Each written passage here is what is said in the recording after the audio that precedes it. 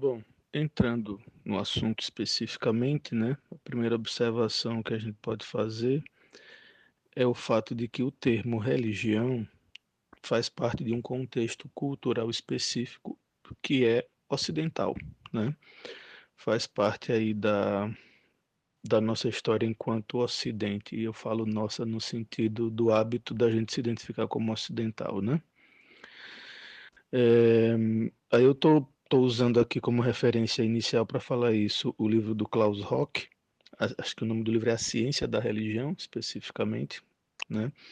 Ele começa falando sobre a etimologia da palavra e ele vai trazer a etimologia que a gente conhece da palavra latina religio, e ele vai dizer que significa atuar em consideração, pode significar uma observância cuidadosa também, né? Para os romanos, essa palavra se vinculava à observância ritual exata de uma atividade ritualística, né? Mas tem outras interpretações, aí ele cita Cícero, né, o texto da natureza dos deuses, que vai falar de religio como culto aos deuses, enfatizando nesse aspecto do culto aos deuses a correção ritual, né? O rito executado com perfeição faz parte do conceito. Relegere como observar cuidadosamente, realizar atos rituais de modo correto. A religião seria, portanto, nessa perspectiva, menos uma questão de crer em algo, de uma crença correta, né? E mais sobre uma questão de agir de modo correto. Ao invés de ortodoxia, uma ortopraxia. Daí ele vai falar desse cristão chamado Lactâncio, que vai derivar religio de religare, ligar de novo, levar de volta, né? E essa definição talvez seja a que todo mundo pensa primeiro quando pensa em religio, né? Quando pensa no significado da palavra, porque ela vai ser adotada por Santo Agostinho. E aí ela vai ser praticamente a definição que vai marcar o modo como o Ocidente vai entender isso, do modo geral. É, então, o que é religião verdadeira para Agostinho nesse caso? Aquela que busca reconciliar ou ligar de volta a alma que se afastou de Deus. E já percebemos aí que deixou de falar sobre culto perfeito, prática ritual perfeita, mas se identifica aí com essa ideia de trazer de volta o perdido, o desviado, enfim, né? Aí ele vai dizer também que religio tem uma definição mais recente no sentido de amarrar ou descansar das inquietudes, né? Rem ligare, né? Religio como derivada de rem ligare. Mas essas coisas para dizer que o autor tá defendendo aí que o conceito de Cícero seria a melhor etimologia. Por exemplo, superstitio, superstição, né, como contrário de religio, se refere a uma atuação errada ou exagerada sem legitimação ou sem autorização, né? No cristianismo, durante certo tempo, vai se preservar a ideia de ortopraxia, a perfeição da atuação cultica, né? Mas obviamente não vai ser o que vai determinar. Percebemos hoje em dia ainda, né, por exemplo, no catolicismo, nessas igrejas mais formais, onde tem um rito formal, percebemos o valor atribuído à perfeição do rito e o zelo com o rito, os objetos de rito, né, a execução do rito como algo em si sagrado, né? Por exemplo, no catolicismo, o zelo com a Eucaristia é uma herança dessa perspectiva. Com a reforma, ele vai dizer aqui que o acento vai mudar, né? Religio vai ser entendida como fé cristã, e a reforma vai enfatizar a religião como sendo uma coisa e a superstição como sendo uma outra. Magia e culto católico seriam vistos pelos reformados como errados e como superstição, né? Eu lembro do Hume falando do catolicismo num texto dele, onde ele diz assim: a superstição católica diz isso. Então você vê um cara que está numa Inglaterra protestante, né, e já trata o catolicismo dessa maneira, né? É, E aí o que é que vai acontecer nesse processo? O termo religião vai passar a ser entendido como um termo universal para se referir a um certo tipo de fenômeno. E isso vai atravessar o iluminismo, né? Seria o termo que está por trás e acima de toda a diversidade religiosa. O exemplo de texto iluminista onde isso aparece, um dos primeiros, não vou dizer que é o primeiro, né? Na filosofia talvez até seja, mas talvez não o primeiro num sentido mais amplo. É David Hume que vai introduzir o termo religião natural, vai escrever um texto sobre a religião natural, contar uma história dessa religião natural, né? Posteriormente, no Iluminismo, essa perspectiva do termo religião vai assumir as características de seria um todo ideal que existiria e que as religiões seriam manifestações incompletas ou imperfeitas disso, né? De um lado, portanto, eu posso criticar formas históricas das religiões reais e concretas, tendo a religião em si como um ponto arquimediano, né, a partir do qual eu posso fazer a crítica. E aí eu construo o que seria esse conceito dessa religião em si e utilizo para fazer crítica das religiões específicas, né? É um procedimento aí que até lembra um pouquinho, talvez, alguma coisa que o perennialismo vai falar, enfim. E ele vai dizer assim: a religião em si vai deixar de ser alvo da crítica da religião, porque como ela não existe em lugar algum, ela seria uma ideia, como é que você vai criticar isso, né? Ela escapa a essa crítica, né? Pelo menos ela em si mesma, né? É, depois ele vai dizer que ao longo do século XIX e do XX, você vai ter dois tipos de perspectivas. Quando você aplica essa ideia de um termo geral religião ao cristianismo, aí você vai ter o quê? A possibilidade de uma crítica ao cristianismo que desfaz as suas pretensões de excepcionalidade, de caráter absoluto, de superior, de única forma religiosa verdadeira, por um lado, né? E por outro lado, a pessoa pode, alguns autores vão pegar a noção de evolucionismo histórico, somar com esse conceito de religião como alguma coisa, como religião no sentido geral, para dizer que o cristianismo seria, por ser a religião mais recente no desenvolvimento, no desdobramento histórico do conceito, seria a mais perfeita que nós temos, a mais próxima do conceito original de religião, né? E aí tudo isso ele coloca para mostrar para a gente que esse conceito é um conceito ocidental europeu que foi utilizado posteriormente não só para o que se vê na Europa, mas para o que se vê em outros lugares, né?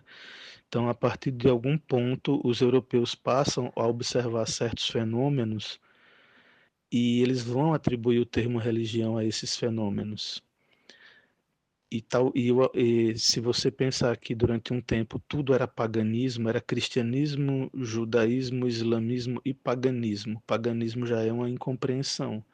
Quando eu passo a reconhecer que tem religião em outros lugares, por exemplo, na Índia e na China, aí eu tenho um ponto de virada. Eu vou me dedicar mais a conhecer melhor os textos do que o que é que essas pessoas pensam, né? Então, esse objeto se torna interessante e esse nome é aplicado a esse objeto. O problema é que com a aplicação desse nome, eu aplico também as notas desse conceito, né? Como eu penso ele, numa perspectiva de um monoteísmo cristão, por exemplo. Aí eu vou procurar o quê? Nas religiões indianas, ou nas religiões chinesas, ou nas religiões japonesas, né? Então isso vai ser nesse primeiro contato você vai ter essa aplicação dentro dessa perspectiva, né? E eventualmente algumas coisas, de um primeiro momento, não vão ser talvez reconhecidas como religião.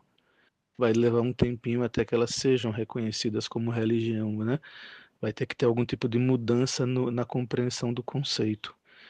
O budismo, para mim, é o maior exemplo disso, porque não é que seja uma religião que negue deuses, mas nega a existência de um Deus criador, de um princípio absoluto pessoal, né?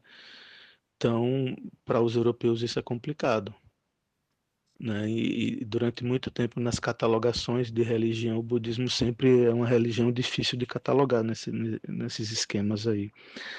Daí ele vai dar alguns exemplos, né, de religiosidades. Ele pega na Grécia, por exemplo, ele destaca três palavras: a palavra Eusébia, a palavra latreia e a palavra tresqueia.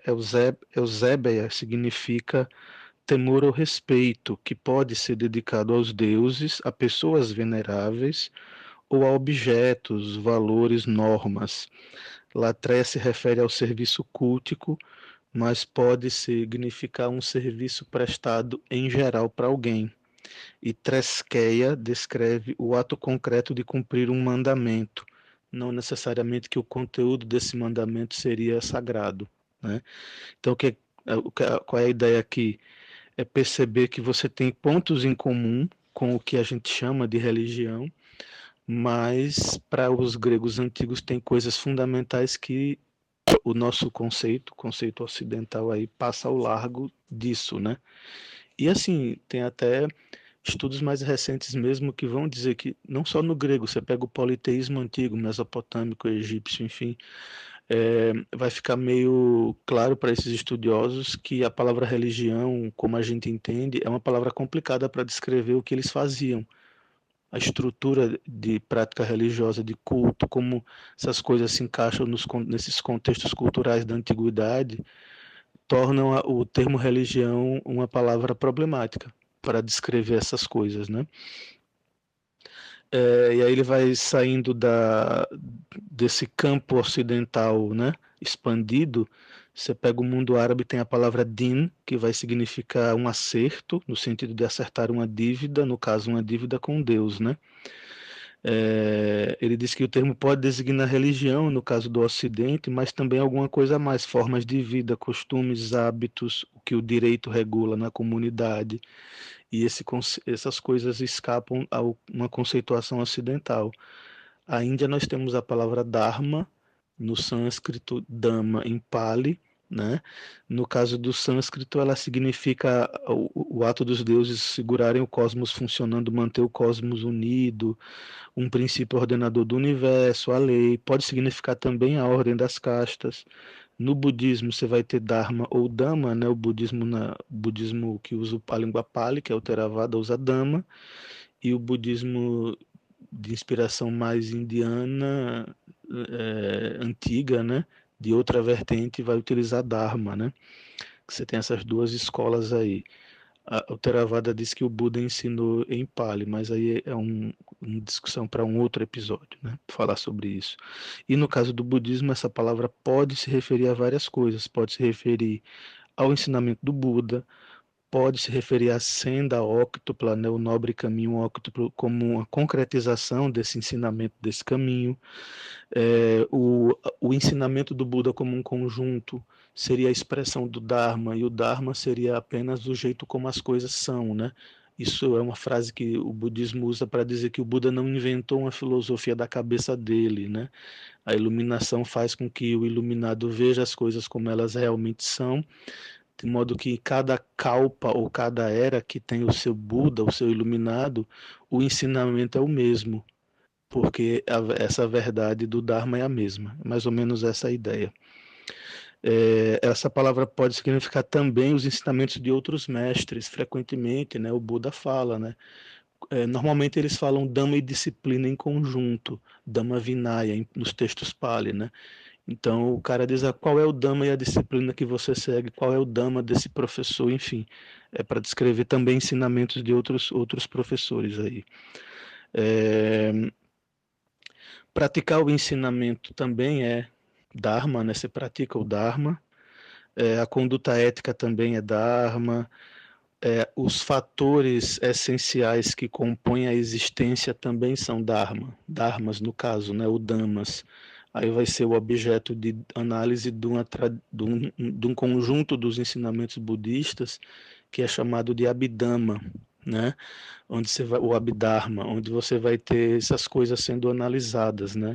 Aí você vai ter os dharmas condicionados e o incondicionado.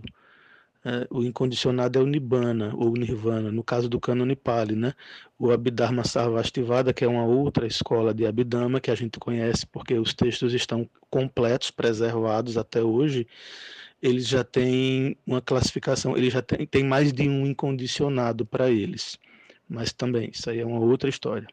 Só para dar o exemplo aí do sentido da palavra, né? Então, tudo isso para mostrar o quê? Que se você for colocar, pensar em religião como essa categoria ocidental, tem algumas coisas que não batem, muito pouco vai ter em comum aqui, né? Depois ele fala do Tao, né? Você pega o conceito de Tao ou Dao na China como ordem do cosmos, harmonia de princípios interligados e que se condicionam, né? Também é um conceito que parece ter algo em comum, mas também não é tão equivalente assim. Daí ele vai dizer que existiu a expressão Bai Shen no chinês para descrever veneração dos deuses como característica da religião chinesa, né? Ou da religiosidade chinesa. E nesse caso, você tem um aspecto apenas, né? Dessa religião. E quando a gente pensa em religiões africanas ou oceânicas, nós temos povos que desenvolveram culturas onde é impossível você destacar algo e dizer isso é a religião desse povo, né? Porque essas coisas estão imersas na cultura do povo, tudo faz parte disso, né? E ele ainda menciona que muitos etnógrafos antigos não conseguiam perceber religião para, vamos dizer assim, para esses indivíduos tudo está dentro do escopo da religião, né? Não dá para separar uma coisa específica.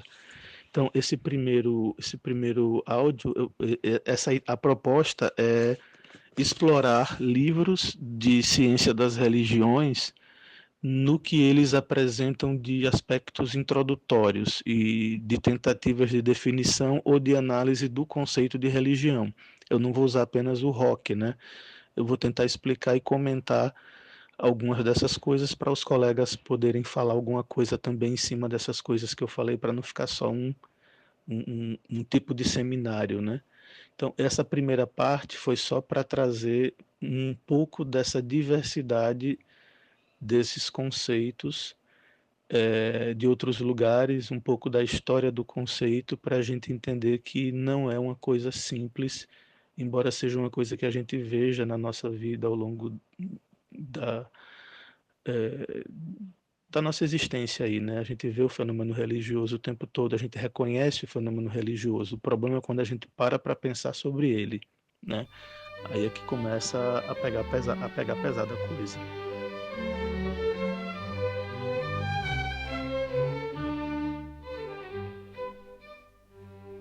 سيارة الشوفي درب الوصل تصير بوطة تحمل أسرار الكمال محرك يتهدد كقلب متأمل يشق طريقه بحب متواصل. Então, fazendo aqui um complemento lateral à fala do amigo, realmente, assim, religião, ele é um conceito armadilha, né? Toda vez que a gente tenta estabelecer uma definição fechada de religião, a gente acaba mutilando os próprios objetos que nos forneceram subsídios para a elaboração do conceito. Isso acontece muito naquelas abordagens panorâmicas sobre religião, que geralmente vão se focar em conceitos bem generalistas, como o conceito de sagrado, como a ideia de homo-religiosos, né? Não sei como seria o acento aqui. De qualquer modo, essas visões panorâmicas, eu reconheço a importância delas. Eu acho que elas são interessantes, elas são importantes, e elas têm um certo lastro na realidade. O problema é quando elas se levam muito a sério, né? Elas não reconhecem a instrumentalidade dos seus próprios conceitos, né? O caráter instrumental dos seus próprios conceitos, e acabam realizando isso, né? De mutilar os próprios objetos que querem compreender, né? A gente pode tirar a gente pode ter uma imagem do Google Maps sobre as várias casas de uma cidade, ou as várias árvores de uma floresta, mas a gente nunca vai compreender de fato o que é floresta somente a partir dessa imagem. Então, isso é algo importante. A imagem panorâmica ela é uma possibilidade, mas ela não esgota de fato ali os objetos, né? E ela nem serve realmente para dar uma cartada final sobre a natureza desses objetos. Mas falando sobre Wittgenstein, a última fase do Wittgenstein, o Wittgenstein, né? Porque como todos sabemos, né, ele era um filósofo austríaco e portanto carioca. O Wittgenstein ele tem nessa fase tardia dele, né, a elaboração do uso pragmático da linguagem, né? Então a ideia de que sentido é uso. Então a gente pode entender bem o que o amigo falou, né, de que a gente sabe como usar o termo religião, mas a gente muitas vezes não sabe explicar muito bem, né, o conceito. Por quê? Porque a gente compreende as regras de uso do conceito. A gente entende que nos contextos dialógicos, né, nos jogos de linguagem onde a gente está inserido, a gente usa aquele conceito em determinado sentido, né? Então, quando a gente fala sobre religião, a gente fala sobre isso, sobre aquilo e aquilo outro, né? De acordo realmente com esse contexto de uso, né? Então, por isso que muitas vezes, por exemplo, em uma sociedade antiga, uma sociedade moderna, a gente vai usar a religião muitas vezes em sentidos diferentes, porque obviamente os contextos dialógicos são diferentes, né? Então, a natureza, a natureza do sentido de uma palavra vai emergir desse contexto de uso. E quando a gente pensa em religião enquanto categoria, eu acho que a melhor solução para isso realmente é tentar pensar a religião como semelhança de família, né? Então, por exemplo, a ideia de semelhança de família do Wittgenstein é que a gente tem muitas vezes, por exemplo, em um determinado grupo de objetos, não um tipo de característica nuclear, mas uma série de características sobrepostas que são mais ou menos comuns. Então, por exemplo, eu e a minha família, né? A gente tem uma série de relações entre si. Eu tenho características que aparecem no meu tio e na minha tia, mas que não aparecem no meu irmão. Mas tem características que aparecem no meu irmão, aparecem em mim, mas não aparecem na minha tia, mas aparecem no meu tio. Vocês estão entendendo isso mais ou menos?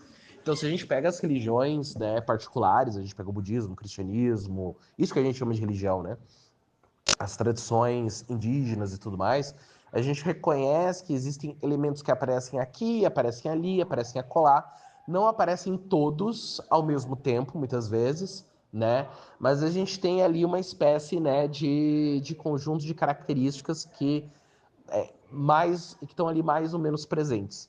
Essa ideia de semelhanças de família talvez seja uma chave para a gente entender o conceito de religião, sem necessariamente abandoná-la, né? Então a gente consegue reconhecer ali que existe algum grau de continuidade, né? E que advém realmente do tipo de uso que a gente faz do termo hoje, né? E tem a ver com esse reconhecimento. Existe algum tipo de lastro nisso. Então a gente não precisa, talvez, né, na minha opinião, abandonar a ideia de religião, o conceito de religião, mas talvez entender que é um pouquinho mais complicado, né, do que geralmente a gente pensa. Mas essa daí só foi minha contribuição inicial. Eu quero escutar mais as outras perspectivas sobre isso, né? Por quem realmente entende, né? Wittgenstein não é um filósofo da religião, né? Nem um cientista da religião, mas por ele ser um filósofo da linguagem e por ele trabalhar com conceitos desse tipo, eu acho que talvez seja uma contribuição interessante.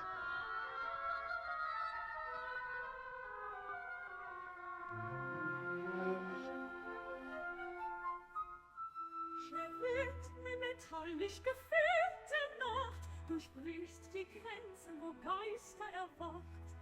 Klebos zersplittern im Motorenklang, Erlösung rollend durch die dunkle Wand. Stahl und Silber weiter trieb, faustisch pulsierend, was verborgen blieb. Der Wagen tanzt am Abgrund seiner Zeit, Befreiung jauchzend durch die dunkle Nacht.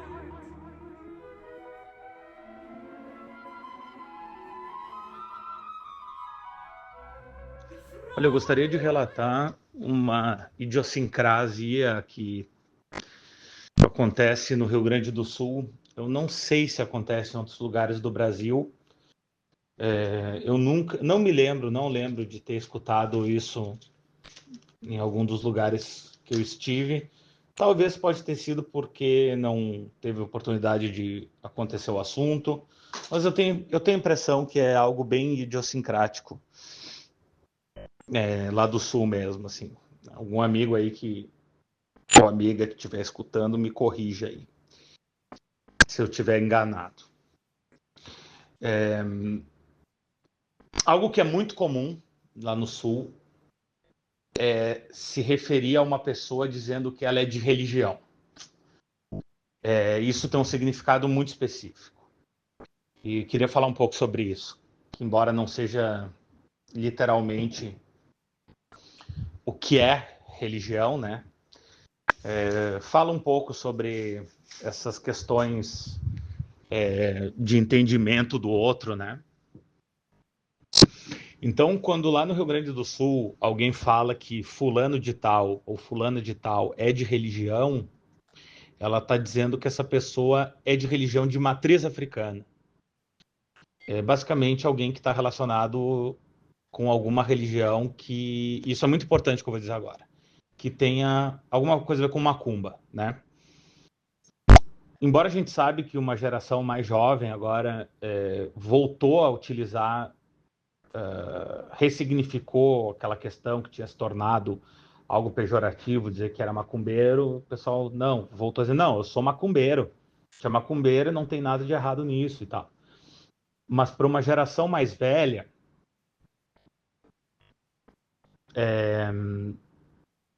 foi diferente, né?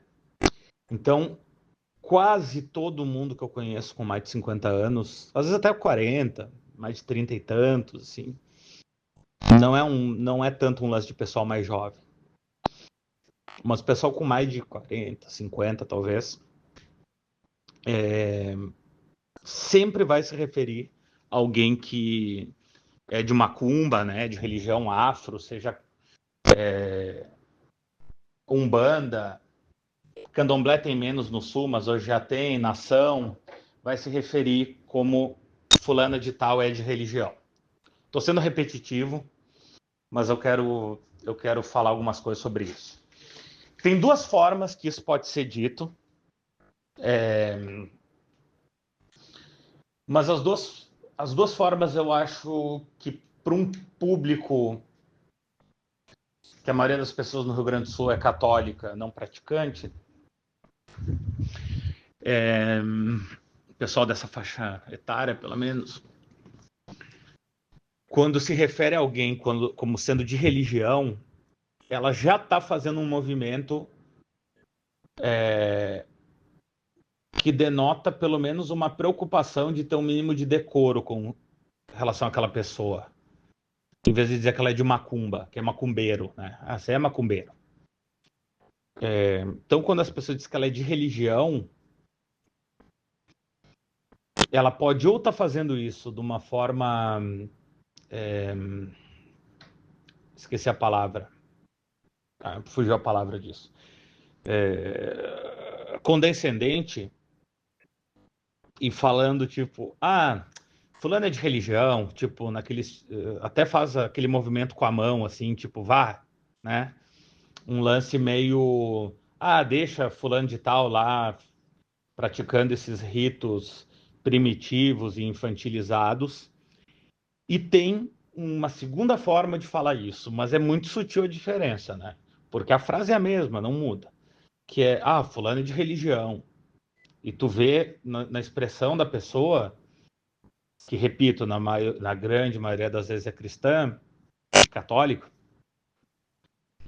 que, embora essa pessoa ela não entenda muito as idiosincrasias, né, das religiões afro, ela fala isso até como com uma certa admiração, com um certo respeito, genuíno respeito, tá? No estilo, poxa, olha só esse pessoal aí que é de uma parada totalmente estranha, mas eles são super envolvidos, né? São super dedicados à religião. Dá meio que para perceber um lance do tipo, olha só, a gente que é cristão não tem o, o engajamento, não tem o compromisso religioso que essa galera tem, né? Então, em ambos os casos, seja na pessoa que tem até um respeito genuíno e a outra pessoa que é só condescendente, nas duas situações, elas já estão fazendo muito mais do que uma geração até anterior a elas, outras pessoas faziam, que era nem se dar o trabalho de utilizar uma nomenclatura que não fosse totalmente pejorativa. Vocês entendem onde eu estou querendo chegar, né? E por outro lado, tem a pessoa que é de religião, né? Que é de religião afro.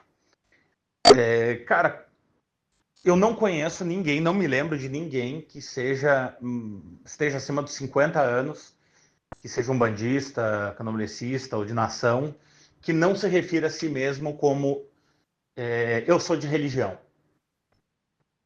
Para essas pessoas, não estou dizendo que não exista, tá? É que eu nunca vi. Para essas pessoas não é natural dizer eu sou macumbeiro, porque eram outros protocolos, né? Eram os protocolos sociais, outro tipo de preconceito. Claro, agora a gente está vivendo uma outra era de preconceito, né? Que é o mundo evangélico perseguindo de outra forma, né?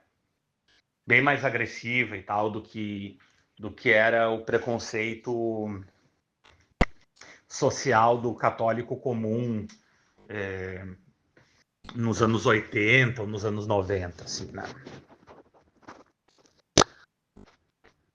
Então, no Rio Grande do Sul, quando alguém fala que alguém é de religião, essa pessoa está dizendo basicamente que essa pessoa é de algum culto afro. O que, repito, não é literalmente o tema da nossa discussão, mas eu acho que é uma informação folclórica interessante de trazer, acho eu. Muito importante. E aqui eu não estou falando de Umbranca, tá? Não estou falando de Umbranca. E outra coisa que eu acho, poxa, muito importante falar. Porra, a Sânia vai participar desse episódio? Pô, seria bem bom, inclusive. Pô, a Sânia falaria disso, assim, nadaria de braçada, assim, falando disso. Eu vou falar, é bem superficial, assim, mas... Umbranca não quer dizer pessoas brancas praticando esse tipo de religião, tá? Dentro do meu conhecimento e algumas vivências, inclusive, eu nunca vi discriminação com pessoas brancas em casas de religião, né? Usando o mesmo termo, majoritariamente de pessoas pretas, pessoas negras, né? Nunca vi. Sempre galera branca foi bem-vinda. Não tô falando dessa nova Umbanda que mais parece um Midsommar com um orixá. Não é disso que eu tô falando. Não é disso que eu tô falando. E claro, agora, como esse advento da Umbranca, né? Que, repito, não é a mesma coisa que pessoas brancas em uma casa de macumba, ou, cara, numa casa, né?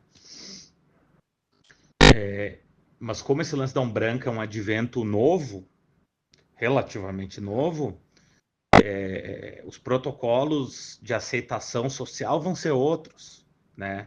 Primeiro, porque a gente já está falando de outra época, e segundo, que a gente já está falando de outro recorte social, né?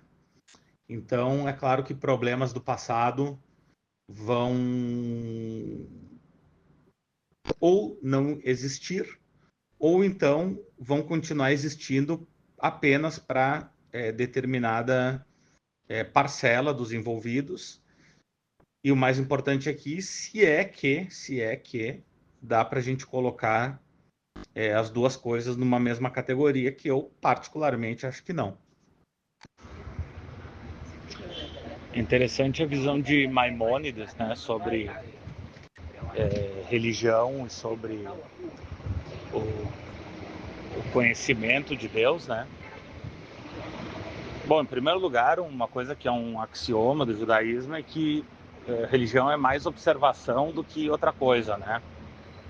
Porque supostamente através da observação de mitzvot, né, de leis, de regras, de práticas, de rituais, fora, obviamente, fortalecimento aí do coletivo, né, da comunidade, seria mais fácil aceder a esse conhecimento, né, com Deus. Ok. Mas aí tem uma questão quanto ao que Maimônides fala a respeito desse conhecimento de Deus e da religião em si. Que para ele vão ser quase sinônimos, mas vai ter uma diferença bem importante aí. Do lado da religião em si, esse é o tema do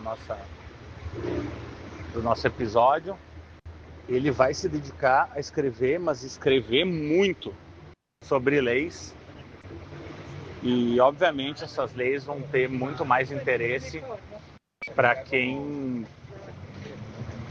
Cara, para qualquer pessoa de qualquer uma das subdivisões do judaísmo, e aqui eu falo judaísmo mesmo, né? Não estou falando de messigélico. Agora, para quem não está adstrito aí a essa categoria, né? O que vale aqui, talvez o que seja interessante, não o que vale, mas o que seja interessante é o entendimento dele, que aí sim vai ter uma intersecção entre... vai ser o sinônimo, né, entre judaísmo e religião para ele, que é essa compreensão ou esse saber, muito mais do que crer, tem a ver com saber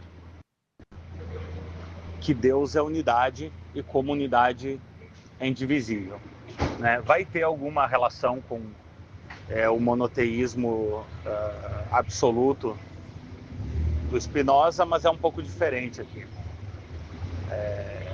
Spinoza, a galera da própria comunidade que estava ao redor dele considerou ele um herege, né? Hoje, ou há muito tempo, o Spinoza é considerado um gênio, mas na época não foi o que aconteceu com a galera ali em volta, né? Enquanto Maimônides parece não ter tido muito esse problema, embora tenha se metido em várias discussões ali no mundo judaico, né? E para ele, esse saber que Deus é unidade é muito um conceito inicial que o sujeito abraça e depois ele deve se dedicar a entender aquilo através, primeiro, da razão. Ele defende que Deus e religião é estudo, é método, é disciplina. Então ele vai propor toda uma teologia negativa que tem a ver com, primeiro, descobrir o que Deus não é, para depois, talvez, começar a descobrir o que Deus pode chegar a ser. Isso parece meio confuso, falando assim, mas lendo ele propriamente dito, fica mais simples de entender, né? Ele usa o exemplo do barco, que primeiro chega um sujeito e fala que aquilo ali não é, sei lá, uma pedra, depois chega outro e diz que aquilo ali não é um corpo humano, etc.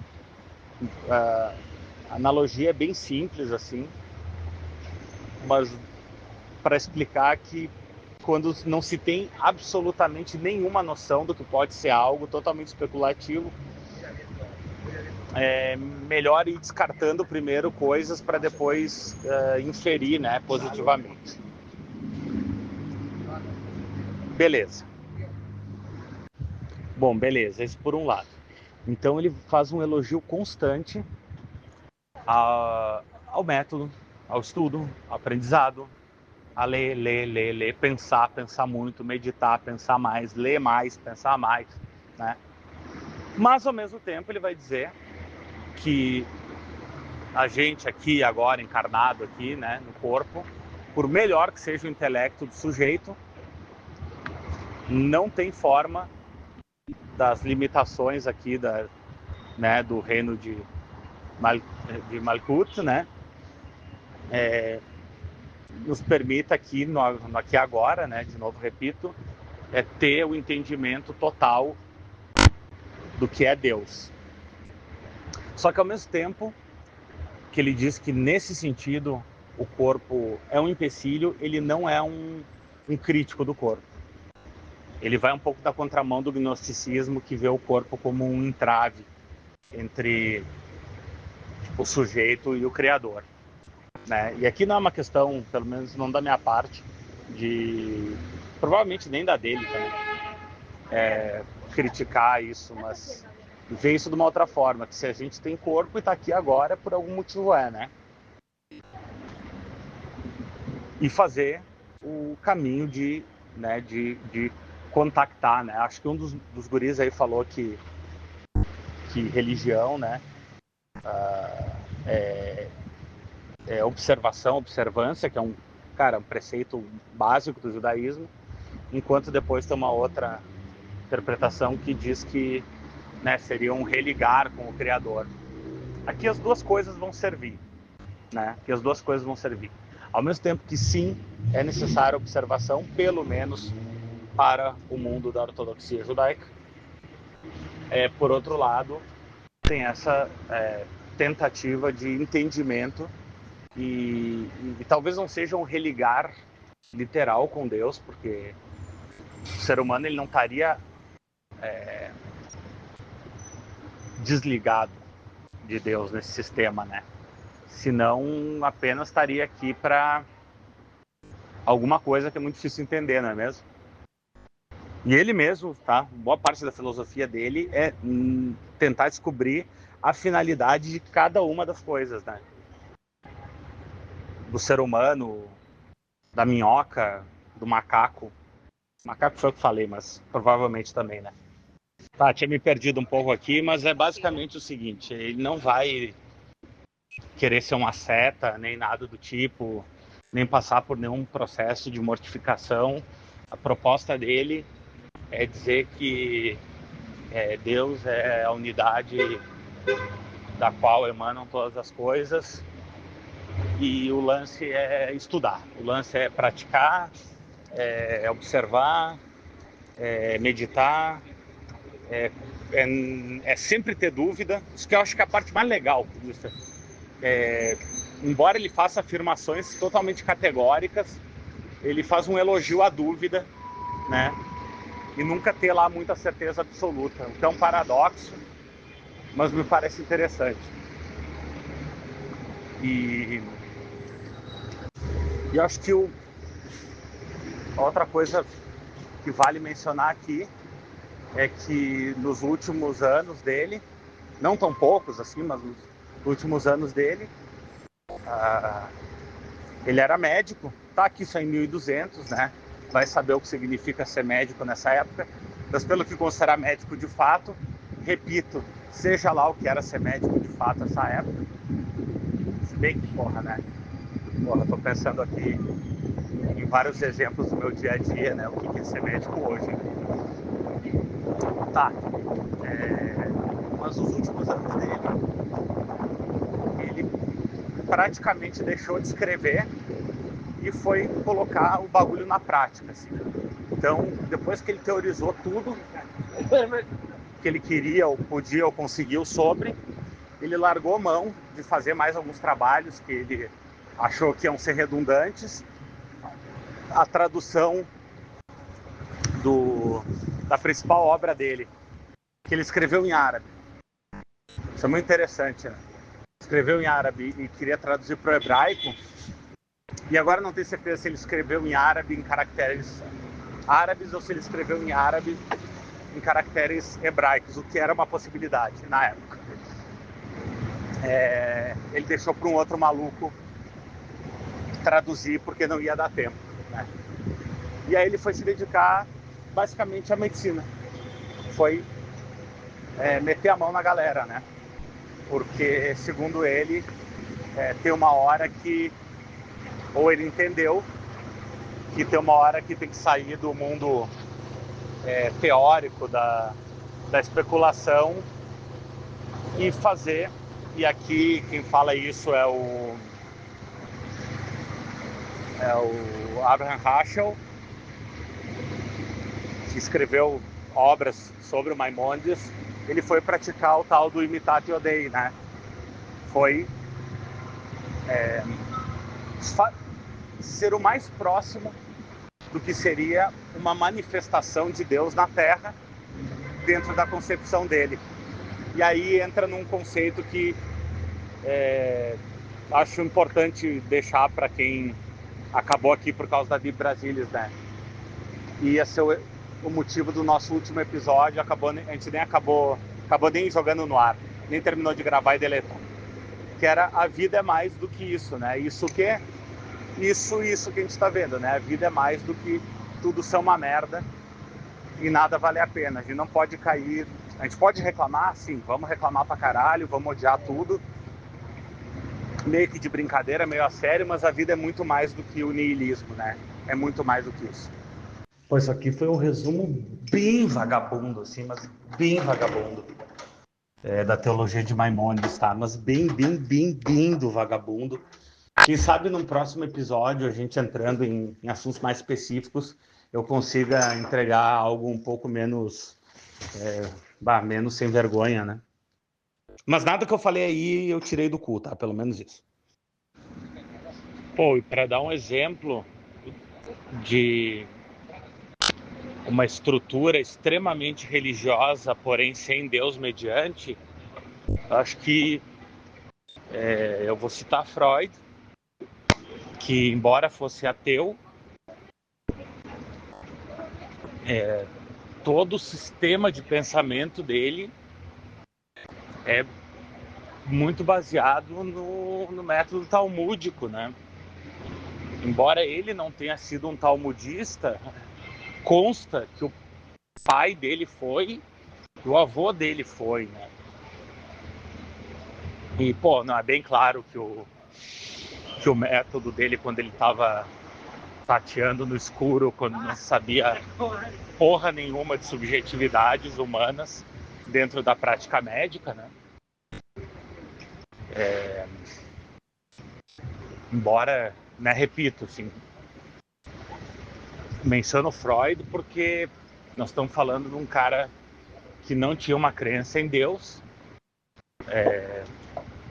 mas vem de uma, sei lá, dá pra chamar de linhagem de talmudistas, né? Então, na geração dele, ou provavelmente só ele, ou depois, sei lá o que aconteceu, né? Inclusive tem um histórico de descendentes, de parentes aí, depois de gerações mais novas do Freud, bem complicada, bem complicada, né? Mas sim, é possível existir uma estrutura ou uma linha de processos que tem a ver com algum método mais refinado, religioso, e disso sair excelentes resultados.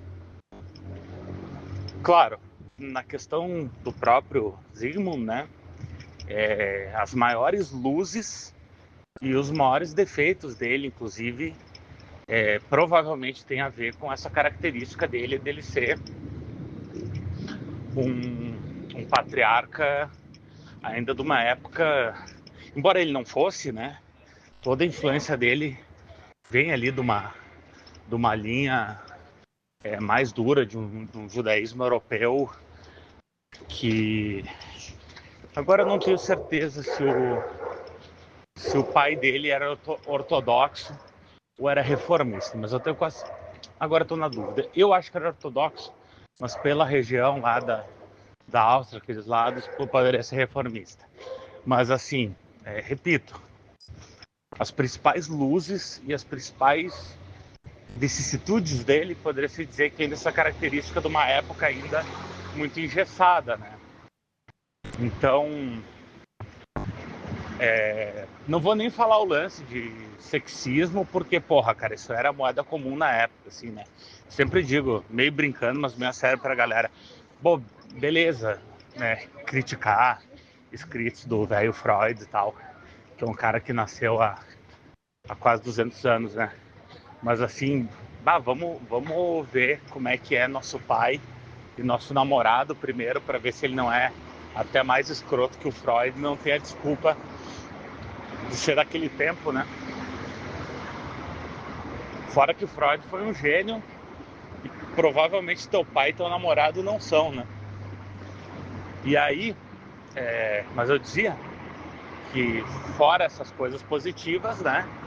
Tem o lado muito negativo desse engessamento, que é o lance deles simplesmente não aceitar o contraditório, né? Beleza, ninguém gosta de ser contrariado. Tudo bem. Normal, isso é da natureza humana. Mas Freud levou isso às últimas consequências, né? Chegou a um ponto onde ele passou a acreditar de fato que ele era uma espécie de patriarca dos seus colaboradores. Achava que todo mundo era discípulo dele e que todos eles estavam sacaneando ele, né? E, cara, ele tretou com todos, cara. Com praticamente todos, né? Não todos, mas, cara, com a maioria dos mais próximos, ele tretou com todos. Beleza, briga de alemão, a gente sabe que a gente não mete o dedo, né? Não importa o background religioso, né? Não importa, né, a origem dele, mas briga de alemão a gente não mete a mão, né? Gessinger Leaks, Jung, Freud, Adler, né? Foda-se, né?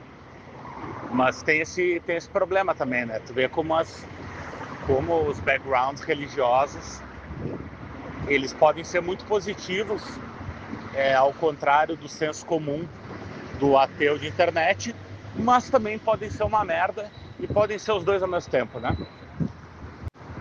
Pô, sempre cito Jung e Marie-Louise von Franz, então esses dois eu vou deixar passar. E vou falar um pouco do Reich, né? Do Wilhelm Reich, que também foi um dos colaboradores do Freud, da primeira linha. E, mano, os escritos do Reich sobre psicologia social, otários do fascismo, são simplesmente maravilhosos. E, claro, né, a gente adaptando a mudança dos tempos, da tecnologia e tudo mais, a maioria do que ele escreveu ainda serve muito, mas é aquela coisa, né, cara? Eu até nem sei qual era o sistema de crenças, né? O background dele sim, mas eu não sei exatamente o sistema de crenças, não me lembro. Devo ter lido, mas não me lembro. É do Reich, mas assim, cara, junto com os escritos brilhantes dele, ele desenvolveu uma máquina de orgônio, né? Que ao mesmo tempo é uma das coisas mais legais que eu já tive notícia na história humana, mas o problema é que ele não estava levando o orgônio como uma metáfora ou até como um brinks de fim de semana, né? Ele começou a levar essa porra a sério e, porra, cara, eu vi em algum lugar, documentário, coisa assim, que ele tava levando essa porra pra tentar fazer chover aí, chover, literalmente, assim, né? Versão europeia da Dança da Chuva, aí já começa a ficar difícil, né? Tô vendo? Mas ainda assim, tá? Com todo o bizarro que é alguém realmente meter uma máquina de orgônio, não deixa de ser interessante e não apaga as coisas muito boas que ele escreveu. Mas é muito interessante do ponto de vista do folclore moderno, digamos, a figura do xamã europeu high-tech, né? Porque construir uma máquina naquela época era uma das coisas mais high-techs que era possível fazer, né? Isso nós estamos falando antes da época da computação popular, né? Nós estamos falando antes do Vale do Silício, nós bem antes disso, né? Um pouco antes disso. E, pô, não deixa de ser extremamente interessante esse lance de um maluco ter encarnado a figura ali de uma espécie de xamã, Shazam. Tem uma parada meio indiretamente meio nórdica nisso também, né?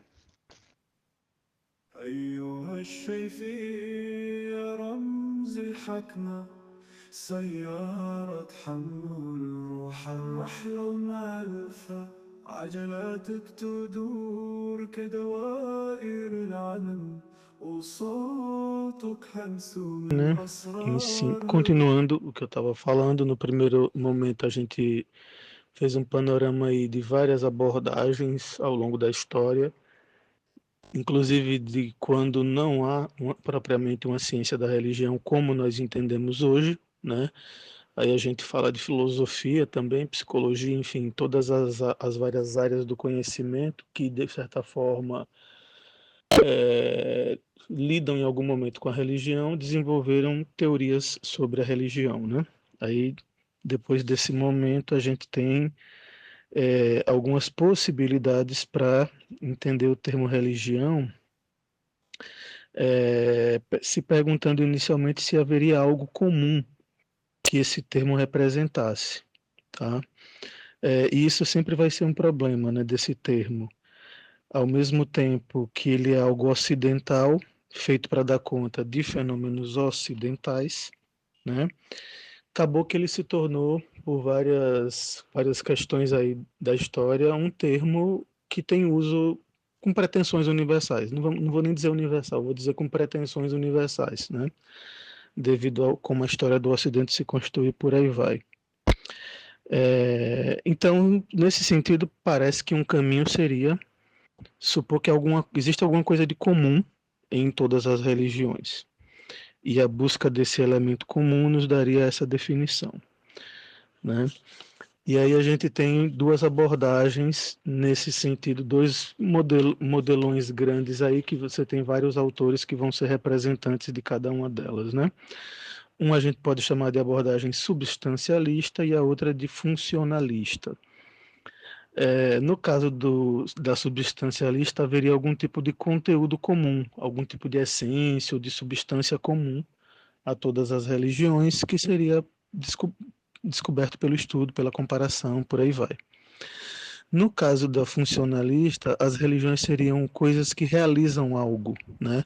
Que apresentam certas estruturas ou funções comuns em comunidades, e daí você localizar essas funções ou estruturas, enfim, seria o caminho, né? Por exemplo, na abordagem substancialista, você vai buscar, por exemplo, conteúdos específicos, né? Em algum momento, alguma definição desse tipo vai falar de deuses, de Deus, de espíritos, tá? Por exemplo, Taylor, que é um grande representante aí dos estudos de religião, ele vai dizer que religião é fé em seres espirituais, né?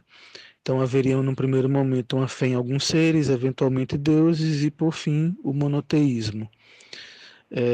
De alguma forma, essas abordagens substancialistas vão sempre chegar nisso aí, na ideia de uma fé e de uma interação com algum tipo de ser sobrenatural, de realidade sobrenatural, né? E aí vem, mais uma vez, o budismo estragando as listas, né? Curiosamente, é uma religião obcecada com listas, estraga as listas dos outros, porque ao budismo falta essa dimensão dessa interação com o ser sobrenatural, com os mesmos elementos e características que você poderia atribuir, né, a outras religiões ou a várias religiões, né? Daí o que vai acontecer é que existe uma sub-área da ciência das religiões, chamada fenomenologia da religião, que busca algum tipo de elemento que já seria mais abstrato e que seria esse fundamento, né? Tentando resolver o problema do substancialismo aí. Então, esse elemento vai ser chamado de várias formas por vários representantes dessa abordagem, né? Vamos falar de sagrado, de sacralidade. Aí é inevitável citar Rudolf Otto, né? Inclusive o livro dele, O Sagrado, Das Heilige, foi traduzido para o português, temos uma tradução, pelo menos um eu sei que tem. E, de certa forma, Eliade, quando fala sobre hierofanias, ele está falando, o sagrado se revelando, ele está assumindo, não sei até que ponto ele se compromete com isso, mas me parece que ele está assumindo uma postura que o aproxima da fenomenologia da religião, né? E aí, não só o budismo, mas o confucionismo e o taoísmo são difíceis de encaixar nesse esquema, mesmo com esses esforços, né? Tem um livro de fenomenologia de um fenomenólogo da religião que é um estudo sobre budismo que eu li, que é terrível, porque ele faz um esquema meio historicizante hegeliano, assim, e aí despreza vários elementos de várias tradições budistas para enfatizar uma tradição que tem mais elementos em comum com o Ocidente do que todas as outras. É porque eu não estou lembrado do nome agora. Ah, lembrei, Velasco é o nome do cara. Poderia até fazer um... Eu tenho um estudo feito sobre esse livro, poderia até comentar aqui num outro episódio. Indo para a questão do funcionalismo, né? Ele diz, aí a gente pode entender o seguinte, se a gente pergunta o que uma religião faz e não o que ela é, eu não vou encontrar o mesmo tipo de dificuldade. Então a religião seria entendida como algo típico da condição humana, uma forma de reagir a problemas humanos, né? A busca do sentido da vida, por exemplo, a busca de respostas, seria o que as religiões fornecem. E aí a gente pode pensar, será que esses problemas são universais ou são localizados em cada cultura ou em uma cultura específica? Se as respostas vão se diversificando, os contextos vão se diversificando, seria possível então uma pluralidade de definições funcionais, e em sendo assim, será que dá para fechar uma definição funcional só, né? E uma outra questão, a gente está falando muito, quem vai fazer muito isso é a galera da sociologia da religião, da antropologia da religião, né? Entender dessa forma. E aí cada um vai entender de um jeito, cada um vai entender essas funções de um jeito. Por exemplo, você pega Malinowski e Durkheim, né? Eles vão falar da função da religião como integração de uma sociedade. A religião é algo que produz uma integração, né, social. Então, assim, é uma forma de ver, mas não é a única nesse tipo de abordagem. E, inclusive, nós podemos sempre pensar, se religião integra, ela também desintegra. Temos novos movimentos religiosos, revoluções dentro de uma religião, mudanças religiosas, uma sociedade em peso adotando uma religião diferente, que isso significa o fim daquela sociedade existindo daquele jeito, né? Seja mediante conquista, força, seja mediante um processo gradativo de conversão ao longo de um período muito longo no tempo, né? Mas dá para perceber que religião também desagrega a sociedade. Não vou nem falar do Brasil e do neopentecostalismo, né? Freestyle aí, né? Que é um exemplo mais recente disso. Deixa para outro momento isso aí. Então a gente poderia pensar também, se a gente misturar os métodos, né, para superar as fraquezas de cada um deles, será que eu conseguiria resolver o problema?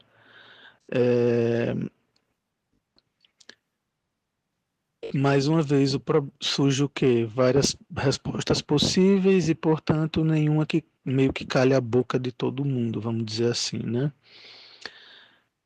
Se a gente pensando uma leitura mais substancialista, né, o contexto ocidental cristão é o contexto onde essa palavra surge, a palavra religião, né, e a busca de definir vai ter a ver com os conteúdos que fazem parte do pacote ocidental, e aí não só cristianismo, né?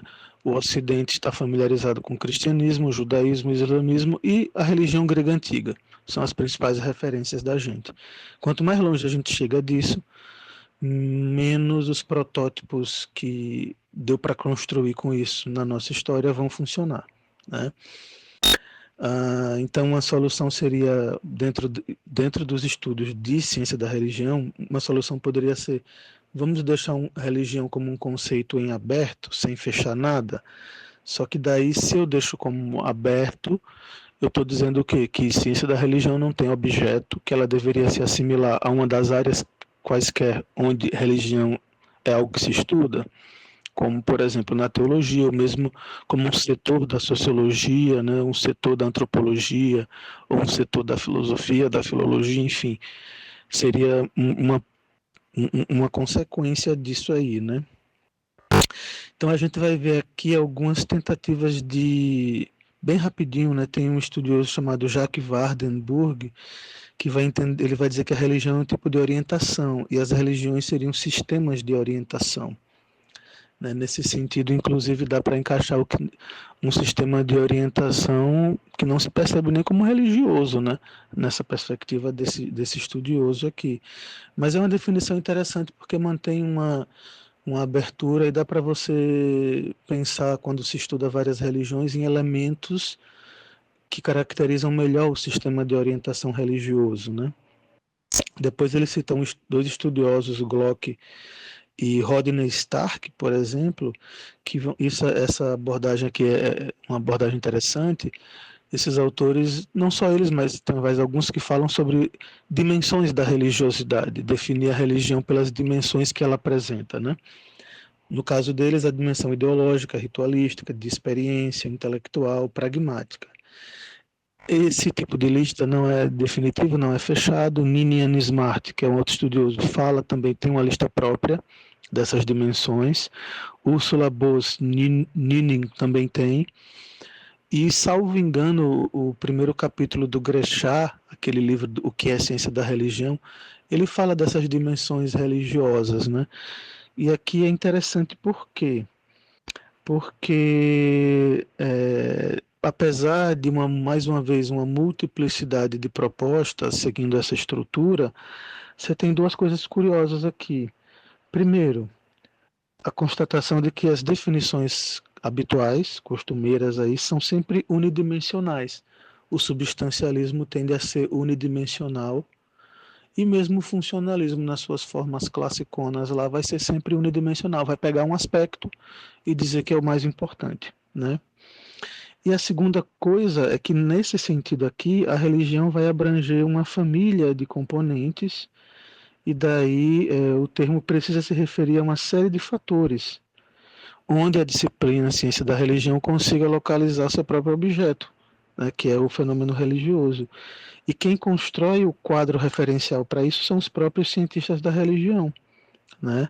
Aqueles que estudam em decorrência do estudo, dos vários estudos, né, nessa área, eles vão construindo esses quadros, um grande quadro aí, né? E ele, como eu estou usando o Klaus Rock aqui como referência, ele termina oferecendo uma possibilidade de definição, uma definição que dá para trabalhar, né? Uma possível definição. Ele diz assim, que a religião seria um construto científico que vai abranger definições de caráter funcional e de conteúdo.